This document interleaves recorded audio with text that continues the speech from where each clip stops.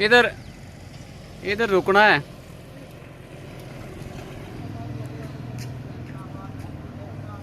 अगर आप को गवर्नमेंट की तरफ से कोई सहूलियात फराहम की जाती हैं तो आपका क्या मिशन है, आप क्या करना चाहते हैं अगर आपके साथ कोई ताउन किया जाए? बेटा आपने मेरा दिल का सवाल पूछा। अगर गवर्नमेंट मुझे सहूलत दे तो मेरे लिए हज या उम्रे का बाईसाइकिल इंतज़ाम करे और मैं वो सफ़र करने के लिए बड़ा बेताब हूँ। पाकिस्तान की आवाम ने मुझे दिलों में बैठाया है, मेरे लिए ये एक अजीम सरमाया है जो मुझे जीने तक इंशाअल्लाह साथ देगी।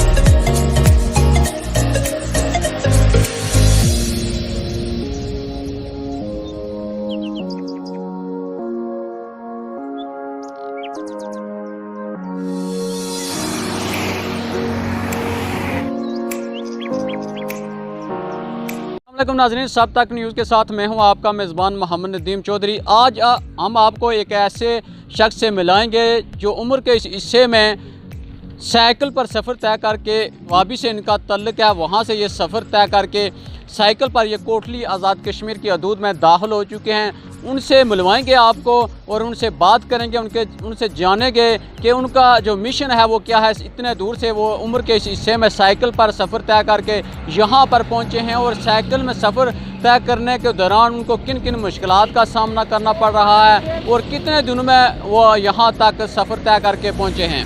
अस्सलाम वालेकुम जी। वालेकुम अस्सलाम बेटा, आपका बहुत बहुत शुक्रिया। आप इतने दूर तक मुझे कवरेज के लिए आ गए और कश्मीर के आवाम का भी बहुत बहुत शुक्रिया। अच्छा ये बताएं कि आप कब से साइकिल पर सफ़र तय करके यहाँ कोटली आज़ाद कश्मीर की तरफ रवाना हैं? बेटा मैं आपको बताता चलूँ कि मैंने 2015 में साइकिलिंग का आगाज़ किया था हज के मकसद के लिए।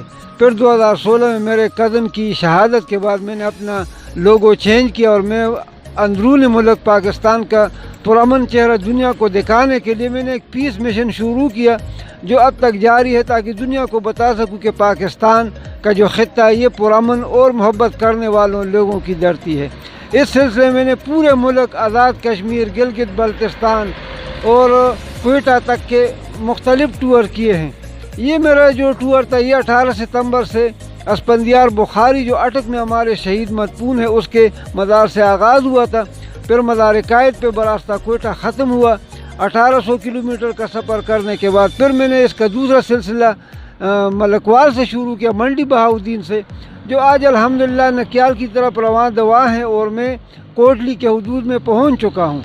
मेरा इस मेन मकसद ये है कि हम अपने कौमी इश्यूज़ पे भी और साथ उन कौमी हीरोज़ को भी जिन्होंने इस मुल्क के लिए जानें कुर्बान की हैं, बिलखुसूस निशान हैदर शुहदा या दूसरे जितने भी हैं, उन सब को इसी हवाले से खराज तहसीन पेश कर सकूं।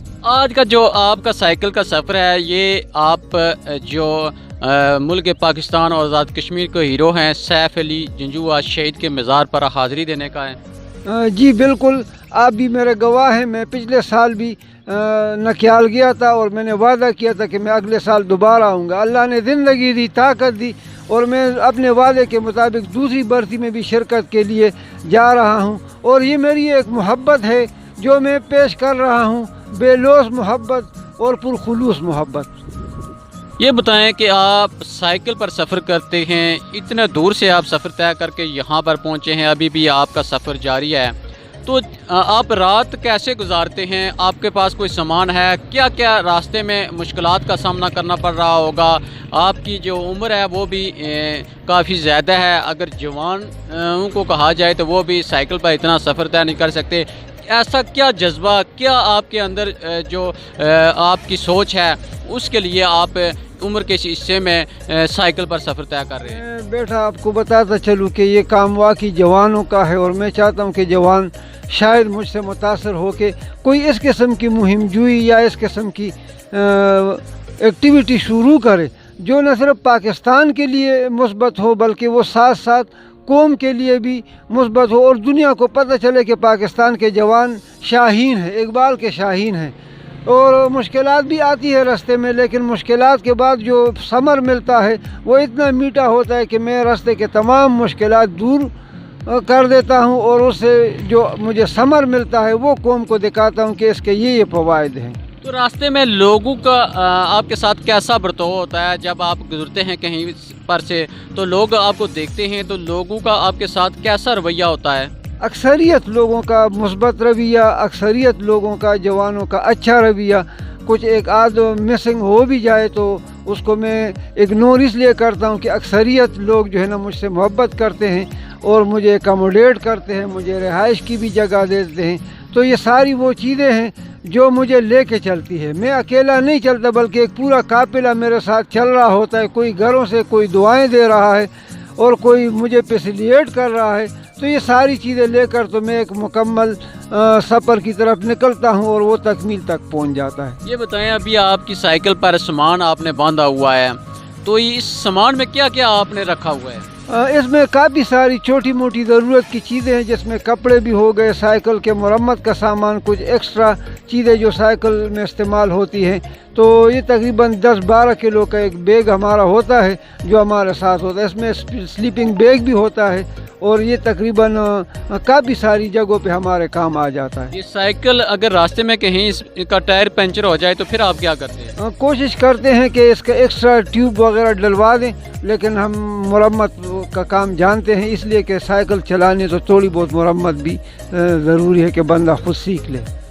आप इस हिस्से में सफ़र कर रहे हैं तो आपके जो घर वाले हैं, फैमिली वाले लोग हैं, उनसे आप आज़ाद कश्मीर और पाकिस्तान में भी ऐसे इलाके हैं जहाँ पर सर्विस का इशू होता है, तो फिर कैसे रब्ता होता है? तो उनको परेशानी का सामना नहीं करना पड़ रहा होता जब आपसे रब्ता नहीं होता इस तरह का कोई? क्यों नहीं होता, परेशानी उनको होगी, वो तो मुझे नहीं बताते, लेकिन ऐसे मौके आते हैं कि मेरा 2-2 दिन तक भी राबिता नहीं होता।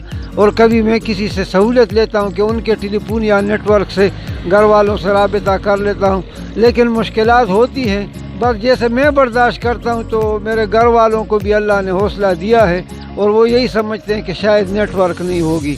अच्छा, आखिर में आप जो देखने वाले हैं, उम्र के इस हिस्से में आपका ये जज्बा है, उनको आप क्या पैगाम देना चाहेंगे इस चैनल की वसातत से? मैं आपके चैनल के वसातत से अपने जवानों को यही कहना चाहता हूँ कि जवानों, कामयाबी की तरफ दौड़ो, कामयाबी की तरफ बढ़ो। कोई भी फील्ड आप ज़िंदगी का, पाकिस्तान में, आज़ाद कश्मीर में, दुनिया में कई ऐसे शोबे हैं जिसमें नौजवान अपनी सलाहियतों को मनवा सकते हैं।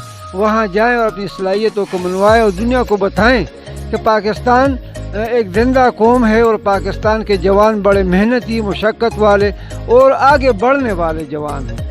तो आपको हुकूमत की तरफ से भी कोई सहूलत फराम की जाती है, कोई ताउन किया जाता है कि आप मुल्क व कौम का नाम रोशन करने के लिए ये सब कुछ कर रहे हैं? कोई हुकूमत की तरफ से आपको कोई सहूलियात फराम की जाती हैं या तो कोई ताउन किया जाता है?